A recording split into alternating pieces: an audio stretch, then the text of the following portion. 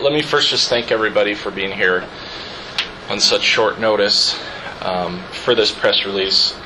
You know, Missoula County is already experiencing early flooding in the season, and the forecast is that the water level is going to rise significantly by midweek. So we felt it was important and necessary to get some information out to the public to make them aware of the potential changes in the level of waters and some of the hazards that exist.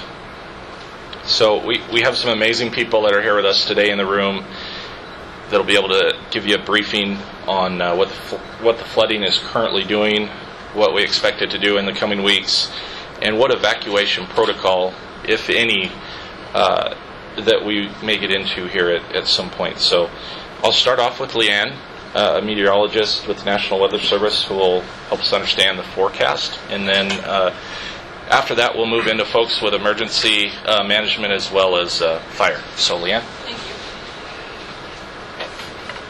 Thank you. Do we have our website available by chance behind us? Sure. Somewhere. Oh, are you running this? Excellent. It might help to, just for reference. I have some footnotes here, but everything is panning out exactly like how we kind of expected it to. This week is going to be interesting because we're going to reach levels this week that we haven't seen in some 40 years.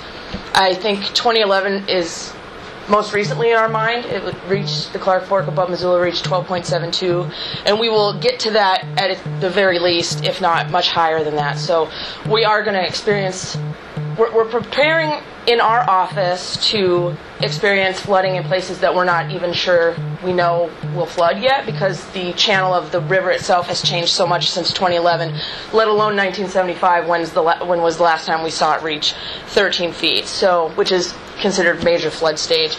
So this is our most up-to-date hydrograph, coordinated between ourselves at the office here in Missoula and the River Forecast Center in Portland.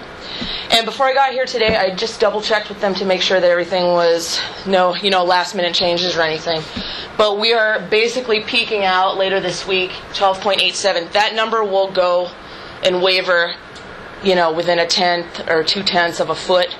So don't get too hung up on the number itself. It's basically the major rise is between now, when we hit moderate stage, into major stage in at least the next 24 to 48 hours, and that part is the significant part.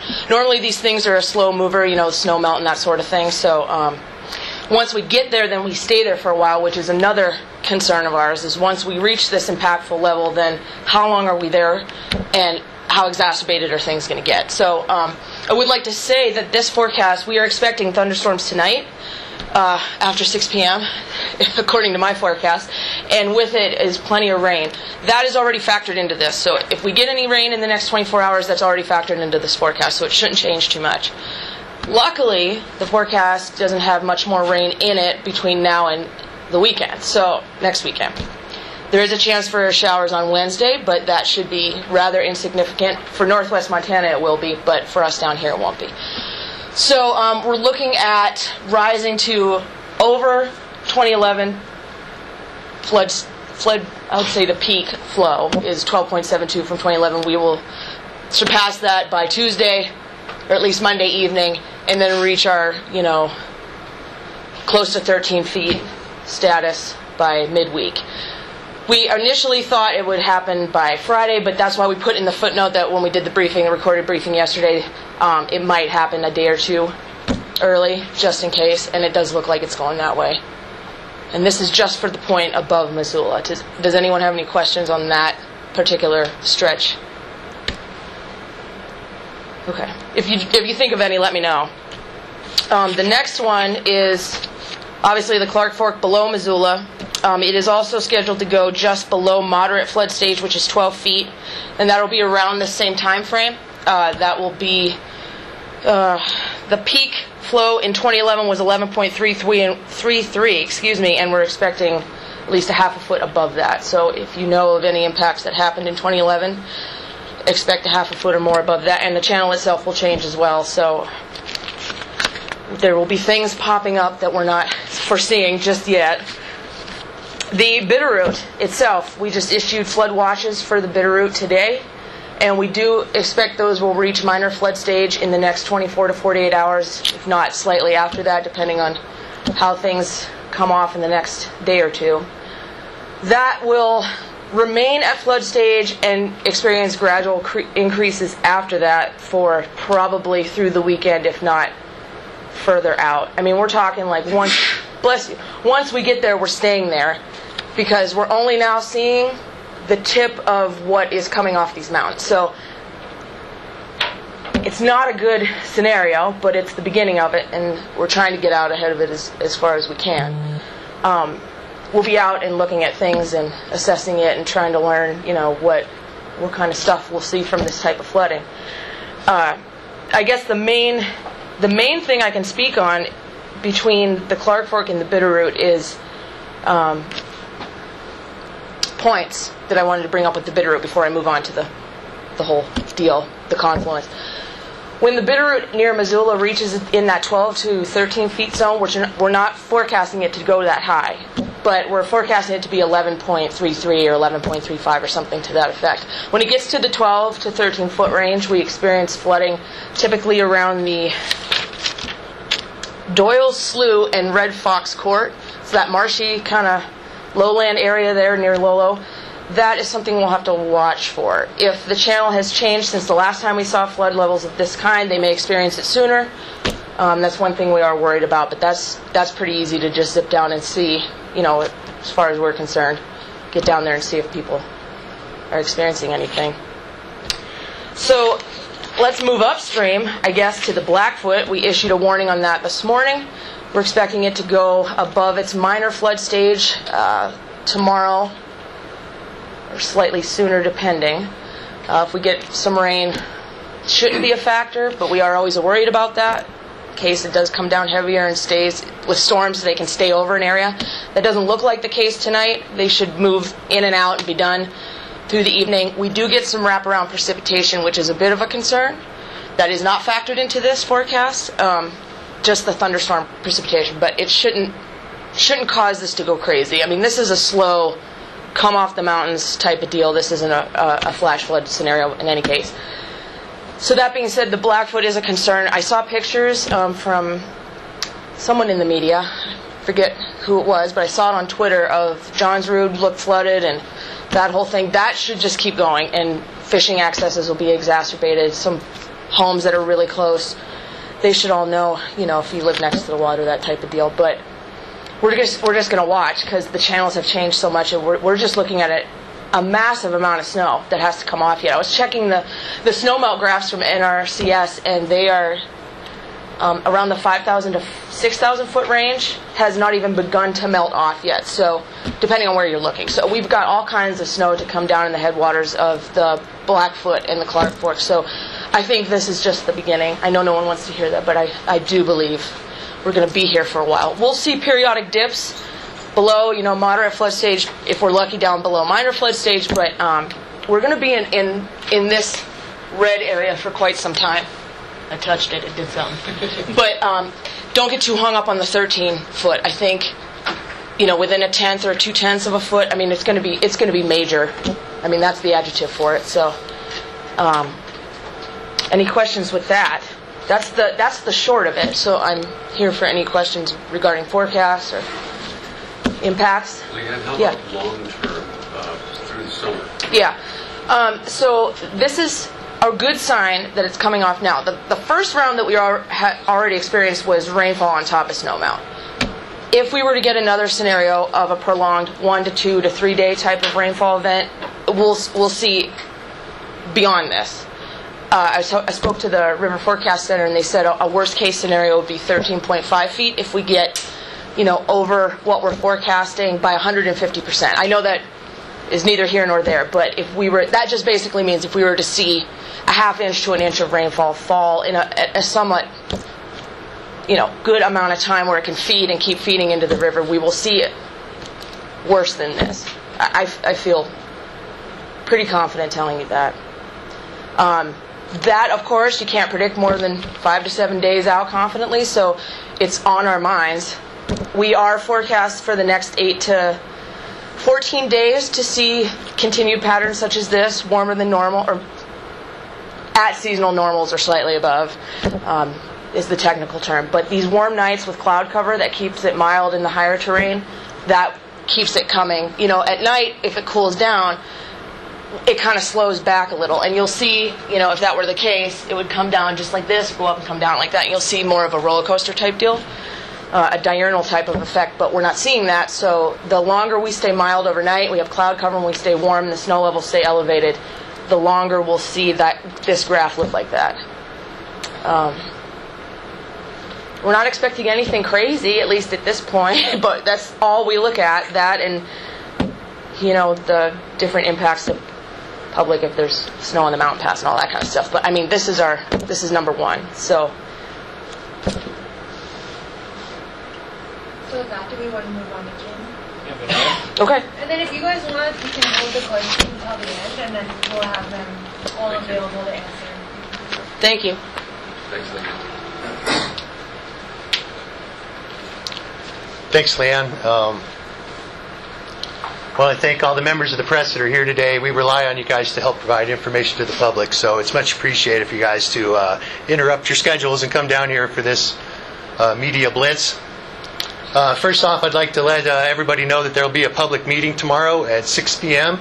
at Hawthorne Elementary School Gymnasium at 2835 South 3rd West. We encourage folks in the area with questions and concerns to attend the meeting. We'll try to provide as much information as we can on that time, and as updated and current information as we can get. So our preparation and our response to this flooding event has been based a lot on what the National Weather Service, Leanne, and her folks down there have provided us. And so we've been doing everything we can to try and stay informed and keep the public informed as much as possible. There's several efforts going on out there that the community has really come together. The volunteer effort has just been amazing to see out there. There's been a lot of businesses that have contributed resources. They've been contributing sand and coming in on the weekends and coming in on their days off to try and help with these efforts. So there's just been an incredible groundswell of people coming up and trying to help in this situation. So I want to express my appreciation right now to everybody that's helped out. You know, we have a responsibility with the county to protect public and private infrastructure as much as possible, roadways and things, and I can't stress enough about how dangerous this flooding situation could possibly become.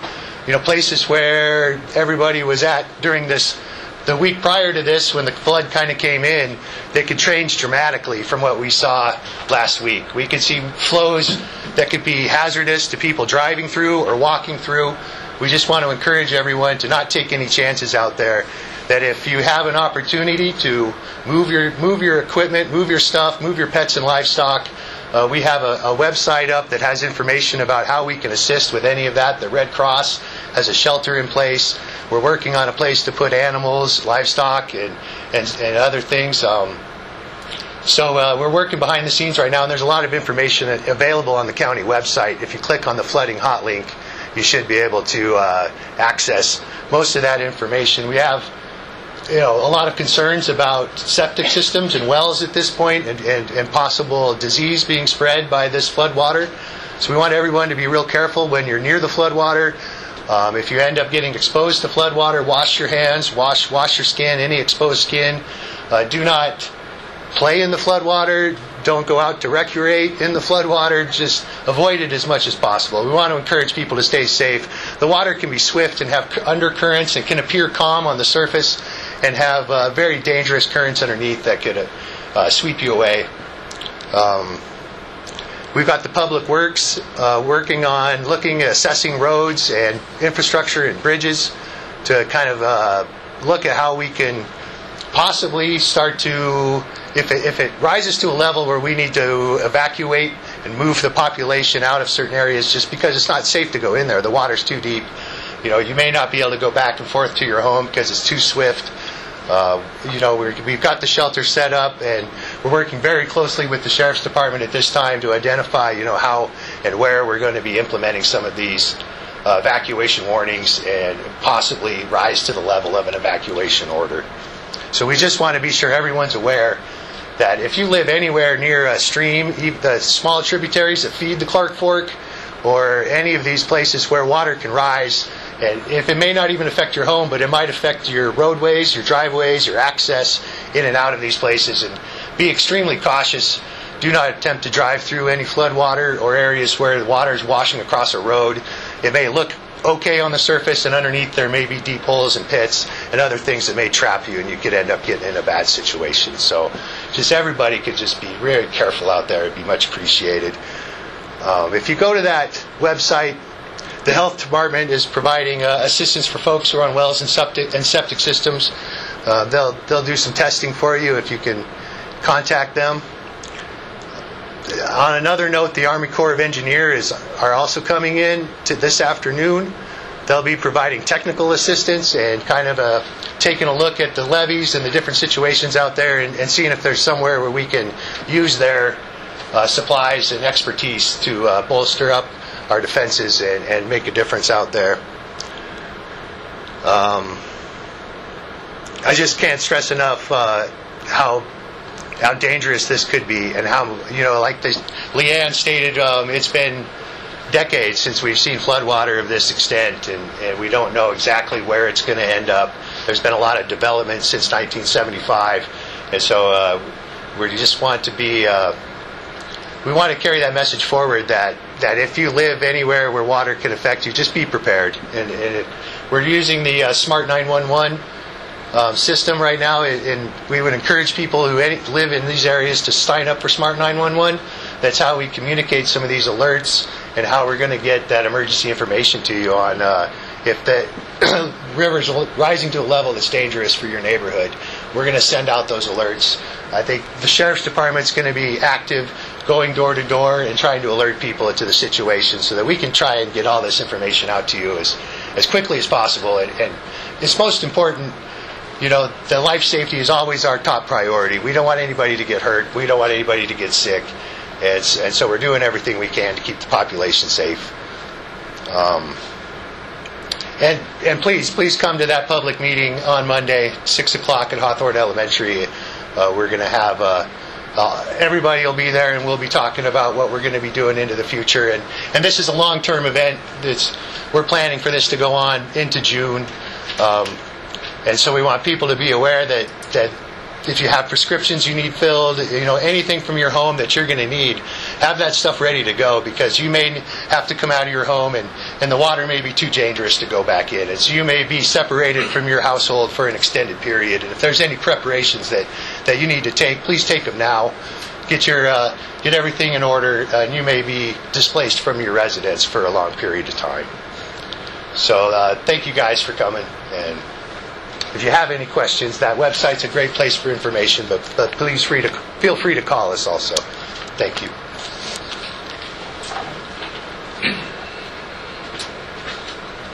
Good afternoon. My name is Jeff Brandon, Assistant Chief of Operations for the Missoula Fire Department and part of the Missoula County Incident Management Team. So we wanted to kind of just carry on a little bit of the hazards and things to be prepared of that you've heard from Ken a little bit. So our biggest push today is stay informed and be prepared and create that plan. There's a lot of hazards that Ken spoke about, but there's things that we don't think about: our underground utilities, the floating debris coming down the river, and the cold water with hypothermia. Also, in those flooding areas, if you're out working in there, sandbagging, keep in mind to be able to deal with those exposures as well. So limit your access and stay out of those flooding areas. We, with the incident management team in place, because this is such a broad incident and emergency that's coming through Missoula County, with all entities from Seeley Lake all the way from the Clark Fork and then down towards the Mineral County line. The incident management team will be helping coordinate and support those functions. The Sheriff's Department, who has direct oversight in all of that, to the Public Works and Weather Operations and all the entities involved. So we have those tactical objectives and response plans in place, and we'll be looking at and giving daily information and pushing those out with our team. This is Chief Chris Newman from Missoula Rural Fire Department, and he'd like to say a few things. Yeah, the biggest thing that we want to reiterate is, number one, staying informed and being prepared.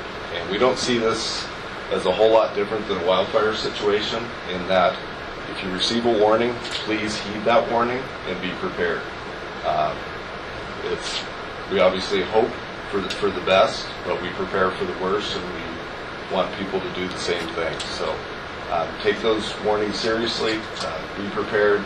I know it's already been said, but make sure you've got any kind of medications that are necessary that you'll need to have, because there's a chance that you may not be able to get back in. So stay informed through the Missoula County website and different social media platforms that all the information is being put out on. And it's good information. It's being updated on a very regular basis. So please just stay informed, and let's not be victims because we weren't prepared. So, Thank you. All right. And do you have a question, Peter? Yes, sir. Does this flood have the potential of blocking any of the major roadways coming into and out of Missoula, into and out of Lola? At this point, it looks like the Target Range neighborhood, specifically north of 3rd Street, and I have some photos that I'll go over. That's kind of our primary focus right now. I'm not aware of any of the primary arterials that would be affected. So the Sheriff's Office is going to lead the way on getting out into those areas and notifying homeowners. And almost like fire evacuations, will be going door to door, speaking with people and giving them the warnings that an evacuation may be likely to occur. Smart 911 has been super helpful in Missoula. I'd ask people that haven't yet signed up for Smart 911 to do so on the county website, so that we can have specialized information on people with special needs for their movement, their families, their animals out of those areas. Our dispatch center today is going to be putting out an alert around 16:30 hours to notify those residents in that specific area. And even though we know that we're not evacuating homes today, that as we move further into this process, that water can be very dangerous. And really, it's the undercurrent. It's the things that you're not able to see. So a lot of times people think that they can look at it themselves, but we know that visually a person's not able to see all the hazards and be aware of all the dangers that the water presents. So a lot has already been said today, but we had one of our lieutenants go out today to bring you some updated pictures, and he flew a Sheriff's Department drone, specifically in the area north of 3rd, between Tower and Clements, and I printed out some still pictures, and I'll make these images available for the media as well. If you could pause right there, this is Kerwald Street here, and then this is the north end of Tower Street here. And I printed out some stills as well. But I'll just end with, there's so many talented people that work with Missoula County, so many years of experience with our emergency folks in operations, with our fire folks, and it's a team effort.